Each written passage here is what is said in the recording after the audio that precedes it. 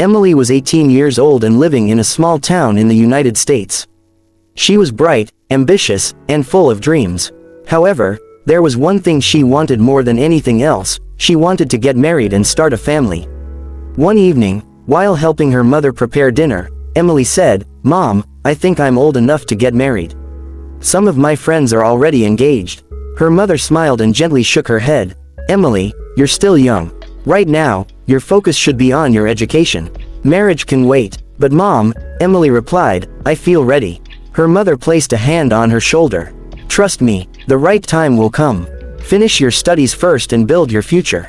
Although Emily respected her mother, she felt disappointed. Over the years, she continued to ask occasionally, but her mother's answer remained the same. She encouraged Emily to complete college, develop a career, and become independent before thinking seriously about marriage. As the years passed, Emily focused on her education. She graduated from college, found a good job, and slowly accepted that marriage would happen when the time was right. At 27, she met Daniel. Daniel was kind, successful, and seemed genuinely caring. They spent months getting to know each other and eventually fell deeply in love. Their families approved of the relationship, and soon wedding plans began. Emily felt that everything was finally falling into place. The wedding day was beautiful. Friends and family gathered to celebrate. Emily walked down the aisle wearing a white dress, smiling through tears of happiness. Daniel waited at the altar, excited to begin their new life together. After the ceremony, photographs, and celebrations, the couple finally found themselves alone for the first time as husband and wife. Emily was nervous but happy. She believed this was the beginning of the life she had always dreamed about. However, the night did not go as she expected. Later, Daniel became concerned about something and began asking uncomfortable questions. "Have you ever been with someone before?" he asked. Emily looked surprised. "No," she replied honestly. Daniel didn't seem convinced. He continued questioning her, and Emily became increasingly upset. "I've told you the truth," she said. "I've never been involved in any physical relationship." But Daniel kept doubting her. The conversation quickly turned into an argument. Emily felt shocked and hurt.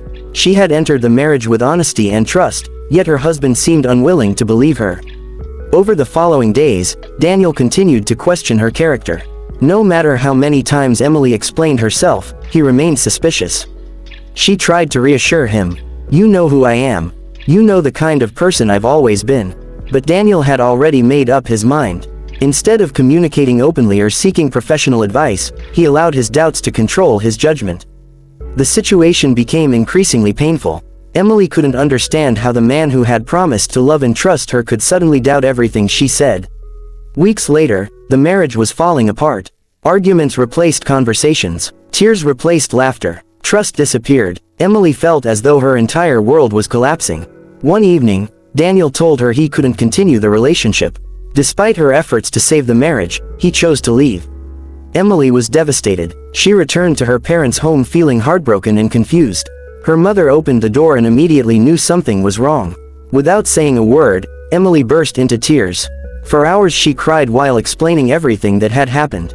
Her mother listened carefully and then hugged her tightly. "Emily," she said softly, "sometimes people make decisions based on fear rather than facts.